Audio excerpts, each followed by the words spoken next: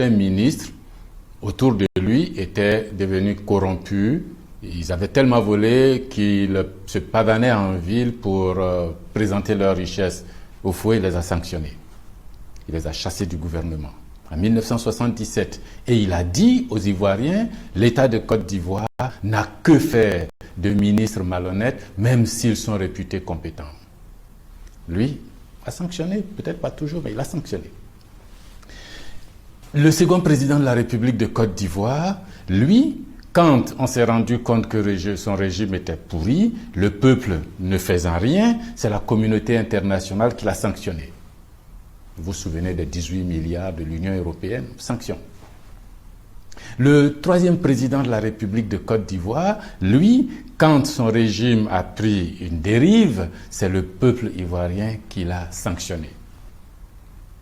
Le quatrième président de la République de Côte d'Ivoire, quand il s'est rendu compte que ses collaborateurs, surtout dans le café, cacao, avaient des attitudes pas très claires, il les a sanctionnés.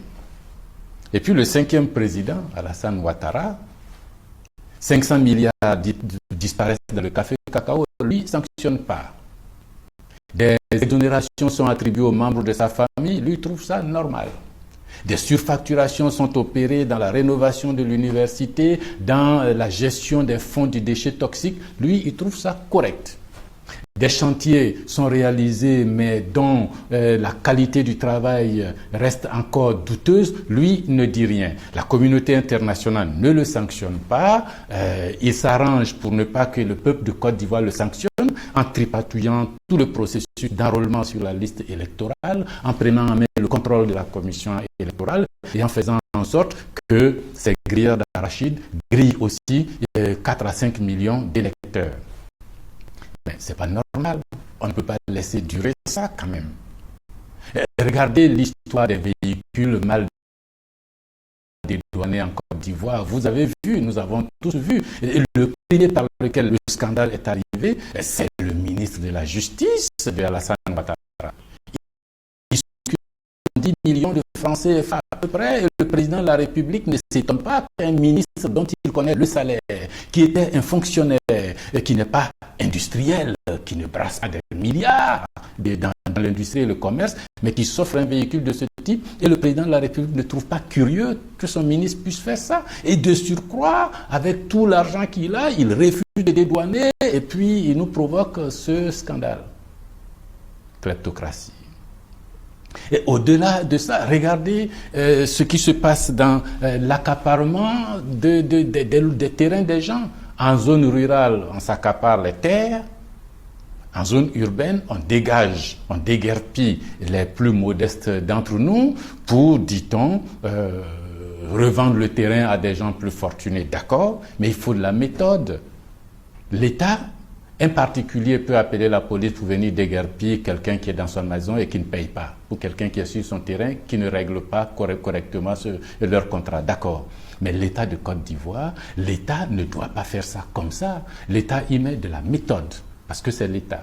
On prévoit d'abord ce qu'on peut faire pour les gens, pas leur donner 1 million, c'est un logement qu'on leur prend. On leur propose un plan de logement avec un schéma d'amortissement. On ne les jette pas dehors en période de pluie, en période d'examen scolaire. L'État doit y mettre de la méthode. Je ne juge pas qui a raison, qui a tort, mais l'État doit y mettre de la méthode, parce que c'est l'État.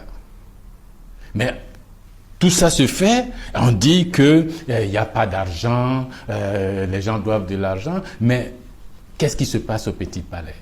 Toujours dans la kleptocratie. Le Petit Palais, c'est le palais présidentiel. C'est le palais dans lequel a vécu le président de la République, Henri Konan Bédié. C'est le palais dans lequel l'empereur Bokassa a été logé à l'époque. C'est le palais dans lequel le premier ministre Afi N'Guessan a été logé. C'est un terrain à Cocody de plus d'1 hectare, peut-être beaucoup plus. Vous connaissez le prix du mètre carré dans cette zone de Cocody? Et il y a un chantier qui s'est engagé sur ce petit palais, on casse, on reconstruit, il y a des camions qui ramassent de la terre qui s'en vont, on a mis des tôles pour entourer, mais il n'y a aucun panneau de chantier, alors que la réglementation fait obligation à l'État de Côte d'Ivoire, chaque fois que sur un chantier, l'argent public est utilisé, d'afficher qui est le maître d'œuvre, qui est le maître d'ouvrage, le chantier est financé comment, ça va durer combien de temps? Rien de tout cela dans le Petit Palais. Est-ce que ça veut dire que ce n'est pas l'État de Côte d'Ivoire qui fait ce chantier, auquel cas le Petit Palais aurait été vendu à quelqu'un ou donné à quelqu'un, ou alors l'État viole ses textes? Il faut corriger cela. Ce n'est pas normal que l'argent public soit dépensé de cette façon-là et qu'il n'y ait aucun panneau de chantier pour informer les contribuables sur l'argent qui est utilisé pour ce chantier-là. Alors, on vole les terrains, on vole dans le cacao, on vole dans les surfacturations d'universités, dans l'argent des déchets toxiques, mais avec tout cet argent, on n'est pas foutu, ils ne sont pas foutus de payer les droits de douane qu'il faut pour l'État de Côte d'Ivoire. Si on prend des sanctions pour, premièrement, rompre le contrat avec Kipus, parce que ce que ces gens-là font, c'est rien du tout. L'État de Côte d'Ivoire peut faire ça. Pour rompre le contrat avec Webfontaine, parce qu'eux aussi n'ont pas grand-chose à faire, on a créé une poche là pour encaisser de l'argent simplement.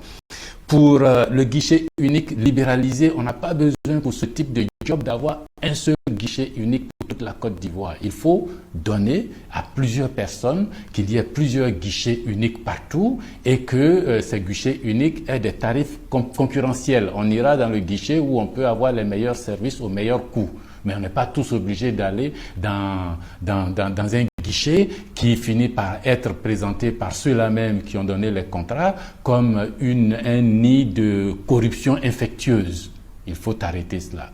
Et tout cet argent qu'on va collecter en sanctionnant tous ceux qui détournent dans les caisses de l'État, en mettant de l'ordre dans les finances publiques, en ne volant plus, tout cet argent peut permettre d'engager un programme de logement social avec un projet de location-vente pour que les plus modestes de notre société puissent avoir un logement et payent dans des délais plus longs de petites sommes qui vont permettre à leur famille aussi d'être à Abidjan, d'être en Côte d'Ivoire et d'être logés. Ils sont citoyens eux aussi. Mais pour ça, ce n'est pas ce régime qui va le faire. Ce régime-là est kleptocratique.